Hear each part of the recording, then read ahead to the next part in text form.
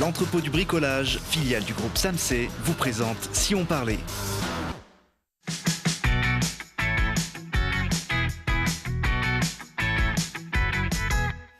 Parce que c'est important de regarder aussi ce qui se passe près de chez nous. Télé Grenoble vous donne la parole tous les jours du lundi au vendredi à 18h15, 20h15 et 23h15.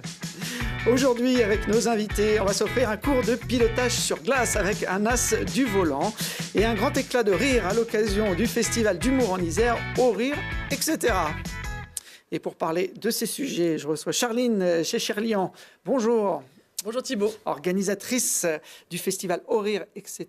Festival d'humour en Isère qui se déroule cette semaine un petit peu partout sur l'agglomération grenobloise et qui cette année s'ouvre aussi à nos amis les bêtes puisqu'on a avec nous Camille et Aurel ou Pingouin et le Gorille, je ne sais pas comment je vous appelle aujourd'hui. Bonjour à tous les deux en tout cas. Ça va? Moi ça va parfaitement, c'est la première fois que je reçois des animaux aussi vrais que nature en plateau. Je vais essayer de m'adapter à votre présence. On est très content de vous avoir. Merci. Vous participez au festival, vous le connaissez très bien, vous l'avez remporté l'an dernier, ça vous a donné le droit de revenir cette année. On en parlera dans quelques instants, mais j'ai un autre invité sur ce plateau qui, lui, n'est pas venu déguisé. Aurélien Panis, bonjour. Bonjour. Vous êtes un des jeunes pilotes grenoblois qui brille notamment sur la glace. Alors, Panis, je ne sais pas si ça vous dit quelque chose, vous, ça dit quelque chose à Charline? En face, non? Olivier Panis. Si? Pagnol. Pagnol. Ça, on est dans les animaux, toujours. Olivier Panis, bonne réponse de Charline. C'est vrai que c'est un nom qui est connu dans le sport automobile. Olivier, c'est votre papa, Aurélien. Ouais, c'est ça, c'est mon papa. Et voilà, j'ai pris la suite. Mon père a eu la chance de faire de nombreuses années en Formule 1. Et voilà, il m'a transmis le virus. Donc maintenant, voilà, je fais ça aussi, sport auto à fond. Olivier Panis, qui est le dernier Français à avoir remporté un Grand Prix de Formule 1, c'était en quelle année? 84. Ouais, vous n'êtes pas très loin. C'était 62. C'était quand même. T'as quel âge? Plus moins. Non, c'est plus que 88. C'était 92. un peu plus. 96. 96. Bonne réponse. Bonne réponse de Camille qui garde la voiture. C'était à Monaco.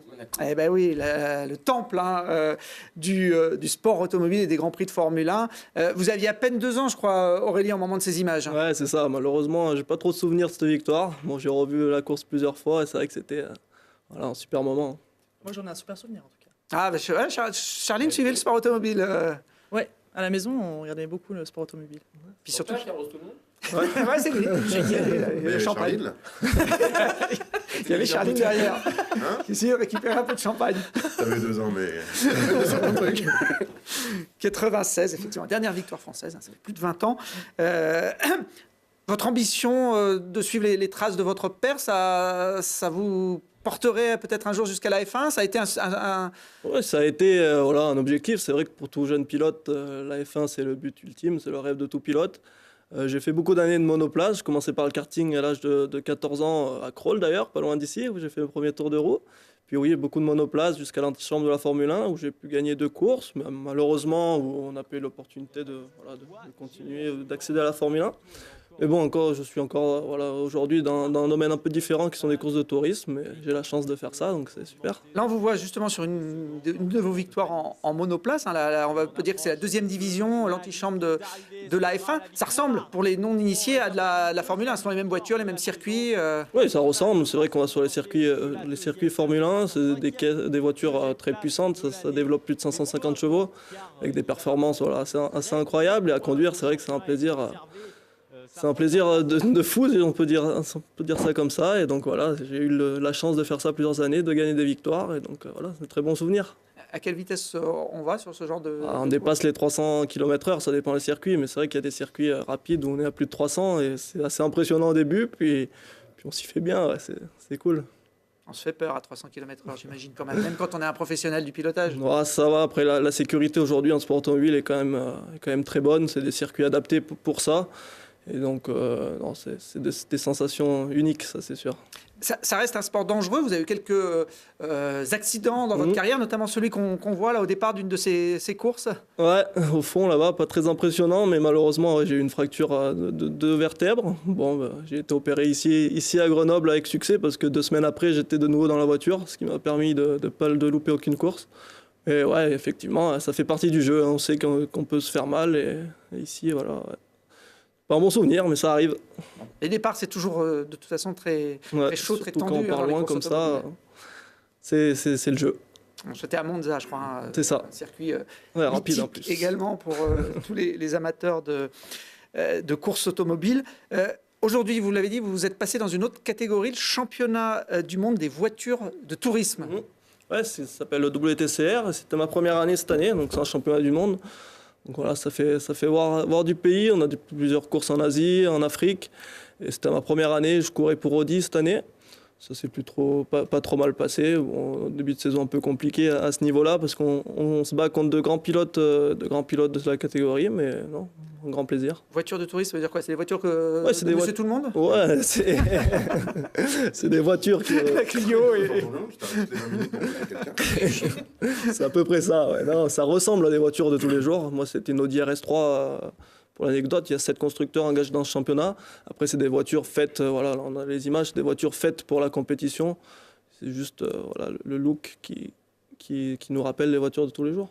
Bon, ça se fait aussi sur des circuits urbains pour certaines épreuves, hein, donc sur les routes qu'on emprunte quotidiennement, on va dire. Ouais, dans ce fameux circuit de Macao, proche de Hong Kong, voilà, un circuit assez unique où il y a pas mal de spectacles. Ça ne mérite pas trop à l'erreur, mais il y a des circuits, voilà, il y a un peu de tout, des circuits urbains, des circuits de Formule 1 également, donc c'est ça qui est sympa aussi dans ce championnat. Ça rappelle aussi les bouchons de nos voitures de tourisme. Un peu, là c'est le cas. Il n'y a pas de vélo, c'est moins drôle. Là, je leur conseille pas trop.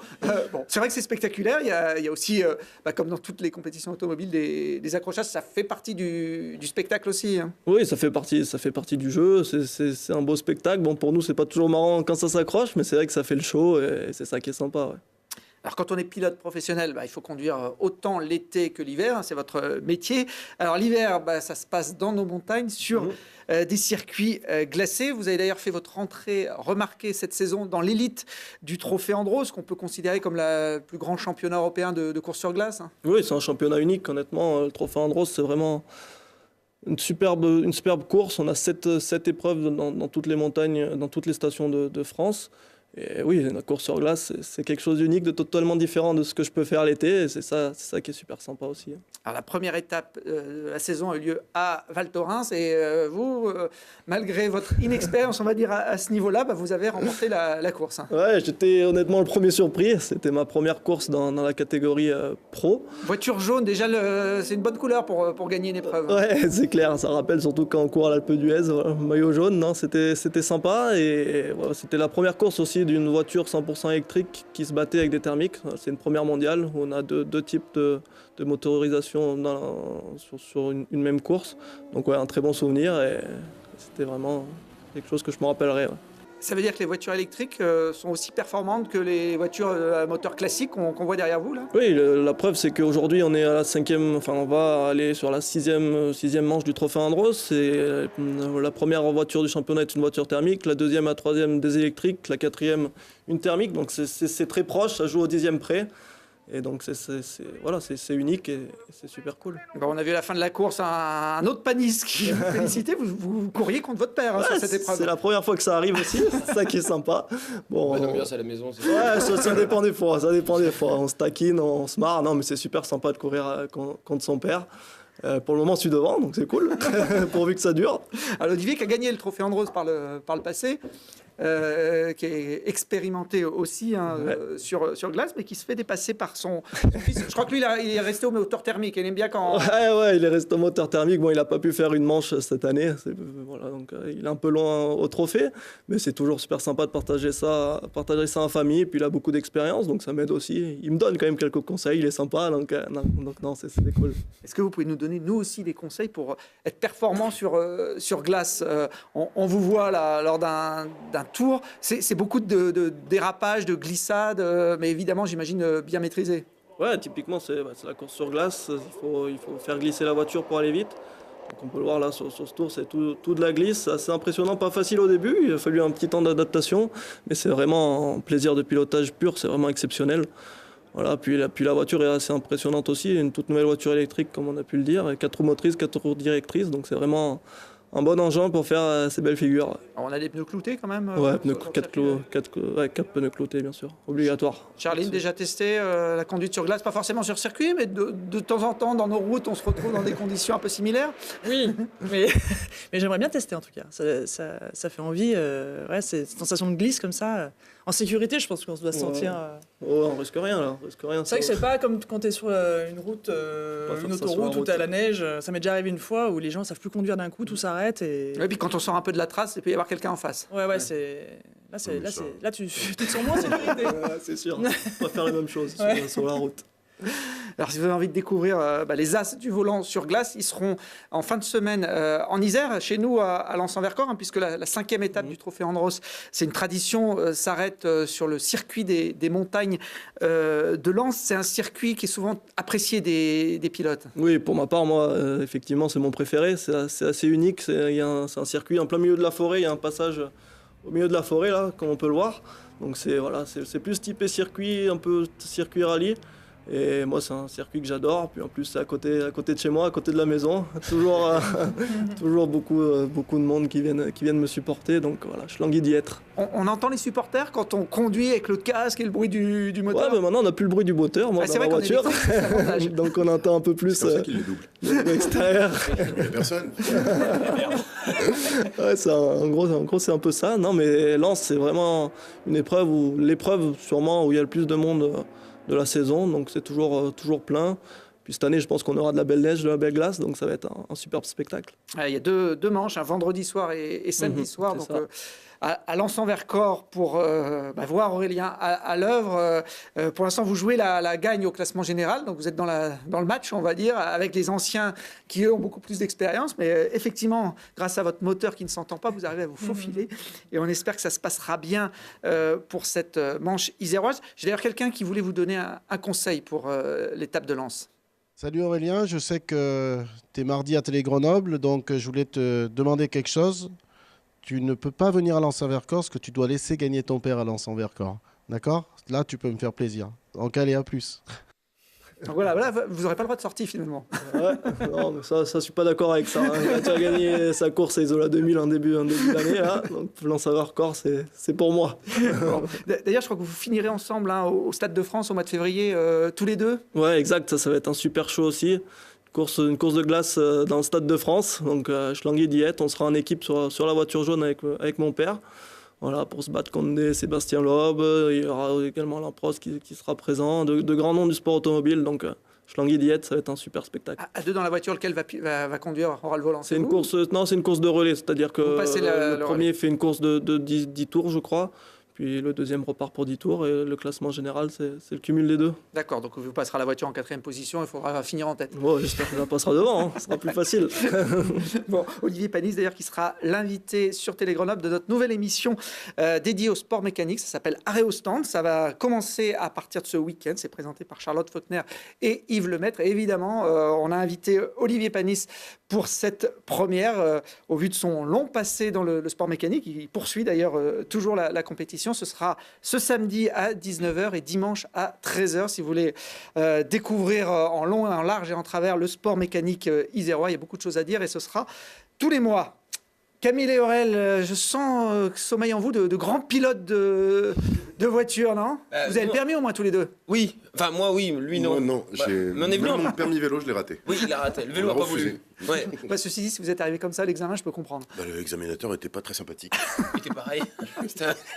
C'était une biche, il a eu très peur. Je sais que ça. Non mais nous c'est vrai qu'on est venu à Grenoble de Lyon en partenaire et rien que on est venu quand même à 110 km/h, on a perdu les portières. Donc c'est vrai que du coup le contraste ça va vite. Ouais, d'ailleurs, on m'a dit que vous aviez plutôt tendance, Aurel, à appuyer sur le champignon et j'en ai même la preuve en image, regardez. C'est marrant cette vitesse, vous avez pas eu le stop? Il y avait un stop? Ouais. Ah c'est normal, je roule pas vite, autrement je rate des trucs. Ça fait des plombes qu'on est parti, je sais pas ce qui bignole, je vois encore ma boîte aux lettres dans le rétro de la bagnole. Vous êtes pressé sinon vous devez arriver quand à peu près? À cette allure ça serait déjà bien si on arrivait en juillet. Ouh là ça y est, gros frisson, il passe la 3e. Comme quoi les miracles, parfois ça arrive quand même. Si vous vous sentez mal, je peux rouler plus léger. Hein. Si on ralentit encore, on va finir par reculer. Bon, on vous reconnaît pas bien, mais c'était vous au volant de cette grosse c'est vrai, berline. parce que j'ai mis des lunettes. J'étais pas en pingouin. C'est les lunettes, c'est les lunettes. Pardon. Moi, dès que je rase un peu devant, on me reconnaît plus. Ah bah dès qu'il rase, il est fin. Ma fille, je chante mieux. Je porte des t-shirts jaunes. Bon, là, vous avez fait une petite infidélité à Camille sur C'est pas la première. sur cette séquence vidéo. Hein. Écoute, bébé, non, c'est parce que, bon, non, parce que Romain me payait. Ah, c'est Tout pour ça, simplement. il payait plus. Il payait plus, exactement. Romain alias Qui paye Biscotte, Oui. qu'on Qui sera retrouvera là, également dès demain sur cette soir. émission et demain soir à la basse-cour pour un des spectacles du festival Au Rire, etc., auquel vous participez. Vous démarrez ce soir, mardi, au déclic de clé. C'est complet, donc pas de problème pour les gens qui prennent l'émission en cours. Ça sert à rien d'y aller. On a simplement un petit aperçu de votre talent, de ce que vous proposez au public, notamment en termes d'habillage, de mise en scène, de décor. Ça fait longtemps que vous vous connaissez tous les deux? Ça fait 5 ans. 5 ans. 5 ans. On m'a dit que vous étiez rencontrés au zoo à Lyon, non? Ouais, C'est ça. exactement. Tête d'or. La tête d'or. À la base, moi, là, je faisais la girafe. Du coup, j'ai migré. J'ai bouclé les mois. Alors, non mais mangez. Je ne sais pas si c'est de la nourriture pour les pingouins, mais elle est pour vous en tout cas. Ils ont participé, Charline, l'an dernier, Camille et Aurel, à la deuxième édition du festival, dans ce qu'on appelle le plateau découverte. C'est une des particularités de cet événement, de mettre en scène des futurs grands talents du rire. Oui, c'est ça. L'idée, c'est d'accueillir en fait 4 artistes découvertes. Donc Camille et Aurel, c'est un duo, mais ils comptent un. On considère qu'ils comptent un demi chacun, quoi. Voilà, un demi chacun. Même Camille. Merci. Ah ouais. Tu vois pas Non. C'est pas moi, c'est le gorille. Bon, ça va. Et en fait, du coup, Grégory Dolello et Florence Barbara qui font la programmation du festival dénichent tout au long de l'année en fait des artistes du coup qu'on invite à se produire en fait en première partie, enfin à la basse-cour le mercredi pour un tour de chauffe où ils présentent un extrait un peu plus long de leur spectacle chacun. Donc ça c'est mercredi soir.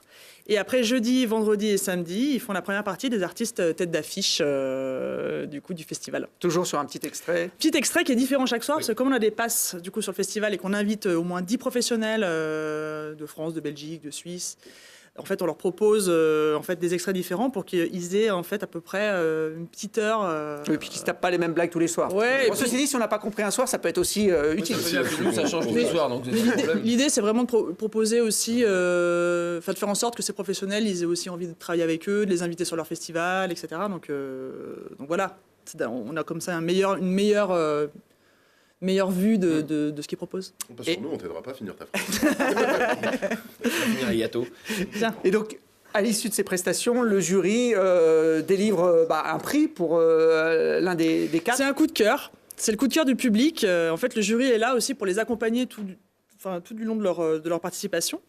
Et du coup, c'est un coup de cœur qui est remis du coup par le parrain. Cette année, c'est Frédéric Segrist. Et du coup, qui donne droit, donc cette année, c'est Camille et Aurel qu'on réaccueille avec plaisir le temps de. Est-ce que le gagnant a le droit de rejouer, c'est ça? Voilà, son spectacle en entier. Ah. C'est-à-dire que ce soir, il n'y a pas des. Ah oui. Voilà. Ce soir, c'est. C'est pas d'extrait, quoi. Faut tenir pendant. On va vous laisser 5 minutes. Donc, du coup, alors, ils gagnent le droit de revenir sur une des salles partenaires du festival pour jouer leur spectacle en entier. Vous avez rien à foire fouille? À Grenoble, je suis pas sûr. Parce que du coup, il y a plein de. C'est un costume qu'on n'a pas là. Ça se passe au déclic à Clé ce mardi soir. Je sais pas s'il y a un foire fouille là-bas. On peut demander à Aurélien parce qu'il habite Clé aussi. c'est vrai Aurélien, est-ce qu'il y a une foire fouille Je vois pas, il passe tellement loin. C'est vrai. C'est de cette ville, non? On va t'inviter ce soir, Aurélien. Ça sera avec grand plaisir. Ah, on t'invite ce soir. Pas loin de chez moi. Hein. Avec plaisir. Je peux venir à pied. À domicile. On m'avait dit que c'est complet, mais je crois qu'il y a un petit strapontin qui vient de se Oui, libérer. oui, On trouve toujours de la place dans les On va spectacles. mettre sur scène. L'important, les garçons, quand on est en duo sur scène, c'est comme en pilotage. Il faut être bien synchro. Ce soir, vous allez rire, pleurer, rêver et peut-être somnoler. Oui.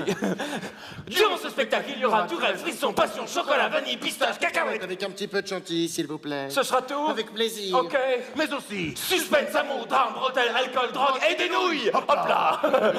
Beaucoup de nouilles. Beaucoup de nouilles. Trop de nouilles. Oui, ça va. Bon, je vous préfère avec vos nouveaux costumes. Hein. Merci. C'est vrai que la coiffure, c'est quand même. C'est autre chose. Hein. Ah bah oui, non, mais ça change un homme. Hein. Ah, ça, bah, effectivement. Attention, mon oreille disparaît. Hop là. C'est le même spectacle que le public et Aurélien vont découvrir ce soir à Clé, que celui qu'on a pu voir, ou vous faites évoluer les choses? Déjà, c'était pas le spectacle en entier l'année dernière. C'était des extraits. Donc, forcément. un peu plus long. À vous, mon cher ami, on a décidé de partager la parole. Et de parler beaucoup trop fort. C'est vrai. Non, du coup, en fait, on a joué d'ici il y a un an. Donc, du coup, c'est vrai que le spectacle a bien changé. Il a évolué. Ouais. Dans le bon sens. Non, ça, on a personne qui nous fait des retours. Non, si, enfin, nous, ça nous fait rire, donc... Ce que je peux conseiller aux spectateurs qui viendront vous voir ici ou ailleurs, parce que vous tournez un petit peu partout maintenant, c'est de prendre quand même un second ou un troisième degré avant d'aller voir Camille et Aurel. Il y aura également quelques pas de claquettes. Ah oui. Pas de claquettes, on n'a pas de claquettes. Mais avant tout ça, mesdames et messieurs, roulement de tambour.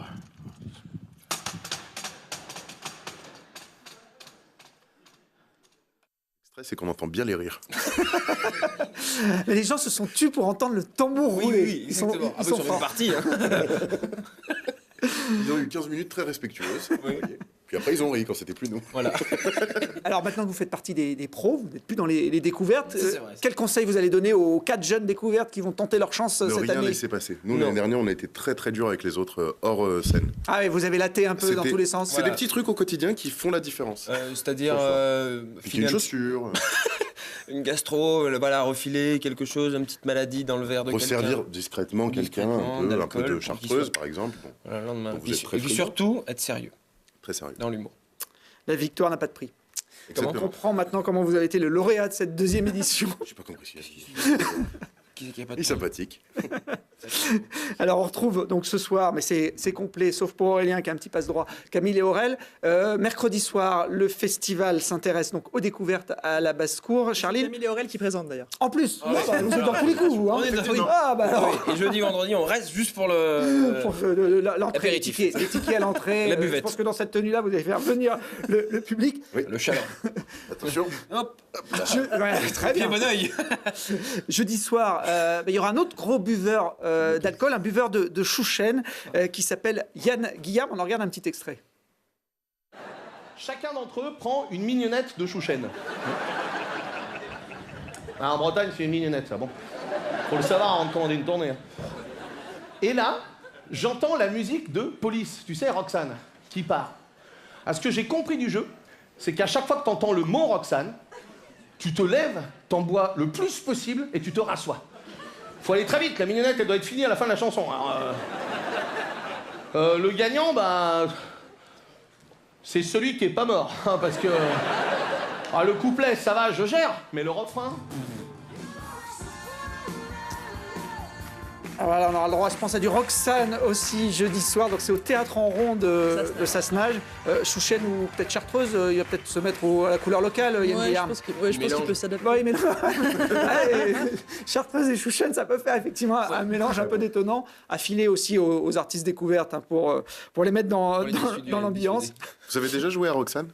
Jamais, moi. Jamais. Essayez. Hein. Non, je suis pas un grand joueur. Très sympathique. Il faut pas faire du champagne. Non, on a fait, ça fait beaucoup roter. J'imagine. Et on mousse par le nez. J'imagine. Mais je m'y mettrai peut-être à jouer à Roxane à un moment où je serai en bonne forme. Vendredi soir, je ne sais pas s'ils joueront à Roxane ou au Chouchen, mais c'est un spectacle d'humour musical, un Joe Back. Bach comme le compositeur classique qu'on voit là à l'antenne, qui sera présent également vendredi soir. C'est un spectacle qui sera un petit peu en dehors de l'agglomération grenobloise. À Saint-Marcelin. Du coup, Saint-Marcelin, le Diapason en fait, à Saint-Marcelin a rejoint du coup, les lieux partenaires depuis l'année dernière. Et ça s'annonce très très bien. Donc on est très content de renouveler ce partenariat avec le Diapason. Et la compagnie Swing Home, il détourne merveilleusement... En tout cas, l'œuvre classique de Jean-Sébastien Bach.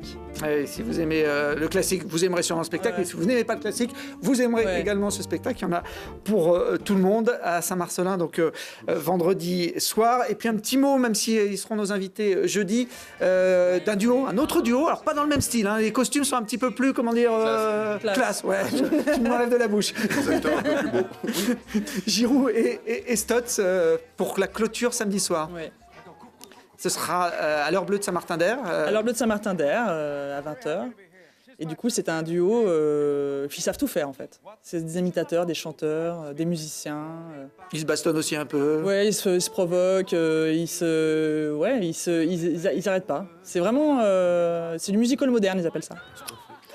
Giroud et Stotz, pour finir ce festival Au Rire, etc. Premier festival d'humour en Isère, et c'est la 3e édition. Je voudrais pas casser l'harmonie de votre couple, Camille et Aurel, mais j'ai entendu dire qu'Aurel travaillait sur un projet solo. Oui, absolument. Ah, j'ai rien dit. Une C'est aussi compote de produit par pois. Andros. Ça veut dire que vous allez vous séparer comme les grands Ah non, en pas haut du de tout. l'affiche? Non, nous Non, continuons. de mais, toute façon, on a toujours des projets en fait individuels. on On joue est tous les deux chacun de notre côté. Et là, il a écrit son one, il se lance. Enfin, depuis le temps que je lui ai dit de le faire.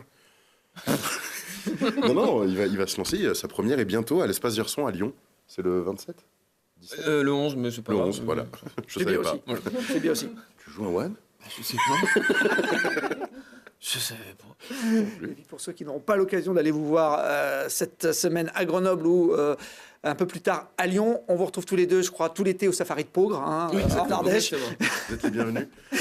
Pas de cacahuètes pour lui, il est allergique. On ira avec plaisir. Merci en tout cas à tous les quatre d'être venus et on poursuit nos aventures avec le festival Au Rire, etc. Demain avec les jeunes talents qui seront sur ce plateau. Bonne soirée à tous. Au revoir.